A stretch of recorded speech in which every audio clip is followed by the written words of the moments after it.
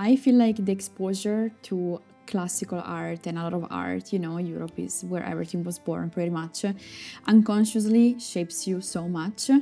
Since, field trips in school, they're always like in famous churches and buildings and museums, and you're unconsciously influenced by this beauty around you. While there is a little store, the little place that, it's kind of like unique and it's not repetitive at all. So definitely Italy shaped me so much, and to also be open-minded too. Of course, like every school project, everything that meant like do something artistic, drawing, like I was always the one in the class that was assigned to do that for everybody. So that was really fun. And then actually in elementary school, my parents found like a little art school for kids in a little town next to ours. And I started, and I think I was doing really well for like the classes and everything. And then that's what I learned, that I was like, okay, I want to do this.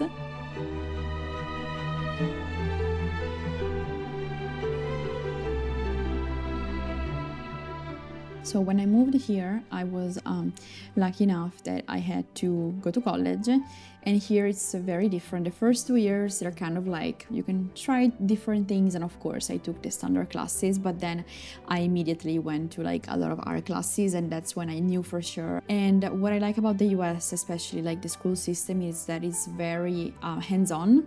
It's very much every art student had their own individual path, so nobody was doing the same thing in class. While I feel like in Italy it's still very much like, okay, the old past artists are appreciated, whatever it's new, you either have to know somebody or you're not gonna go anywhere.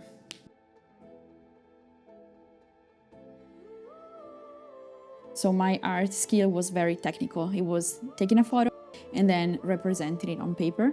But then when I actually went to school, I understood the importance of the concept behind the work, and that's what actually makes the biggest difference.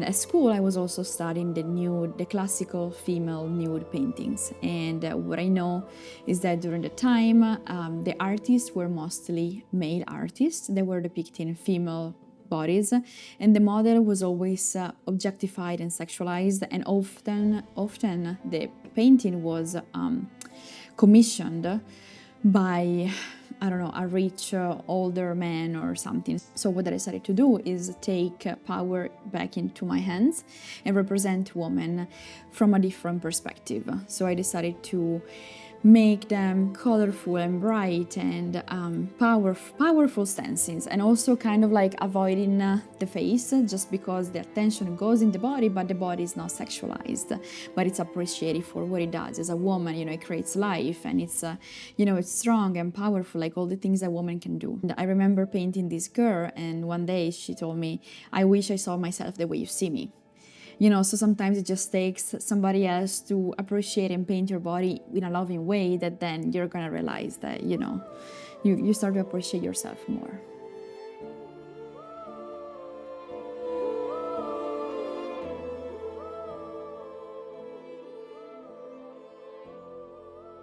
I think, and sometimes images are way stronger than words. And also, I'm Italian, I speak Italian. Like Italian is my first language, and of course English is the second, and then I also speak some Spanish. But sometimes it's hard to explain certain concepts and things. And I can make a painting, and somebody that speaks French or Chinese would still understand my message.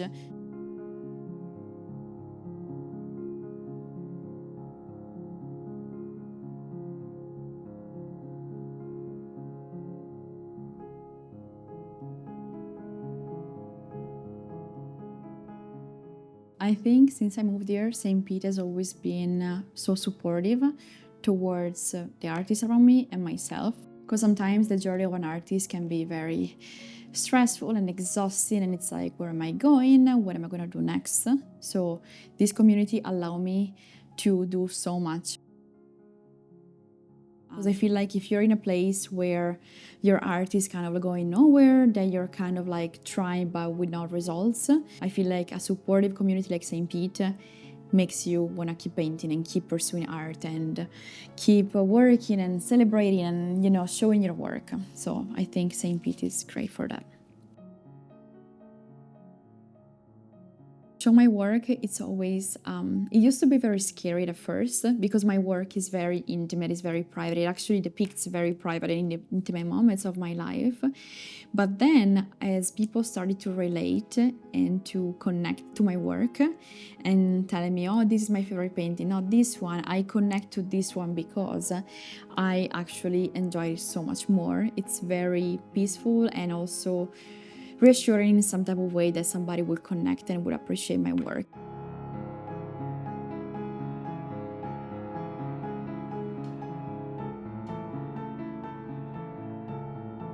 Also, sometimes I like to push the limits and, break the boundaries. So I made a painting of the woman's cycle, and when I displayed it for the first time in a gallery, I got told by the curator of the show that a woman went to him, said that she wanted to purchase the painting just to set it on fire. And that worked.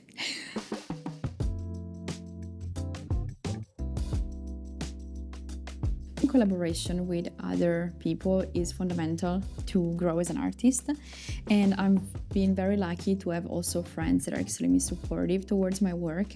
I would say that in May 17 we had our spring art show at Atmosphere, and it was my very first event that I planned completely by myself, fully. We had 9 resident artists that showed their work at Atmosphere, plus other local artists that were showing their work in the hallway, and we had open studio night as well. We had DJ, we had food, drinks, we had entertainment, we have a live figure drawing artist. So it was an event that was very appreciated by the community, and a lot of people came to support, and the energy of the event, the vibe, just the positivity that the event brought, made me very happy. So I feel like that was like a moment that I didn't just show up for myself as an artist, but also as like a community leader, and that was very fulfilling. Yeah.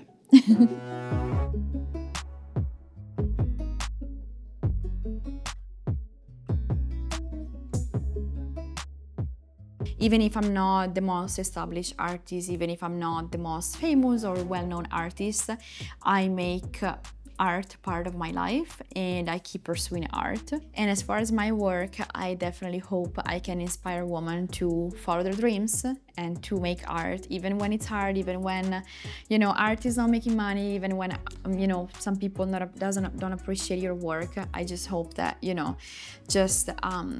every time after a painting session, I can have the worst day of my life, but every time I paint, I kind of like ground myself. And it's not just about the after and the impact, but it's also about the art practice for yourself.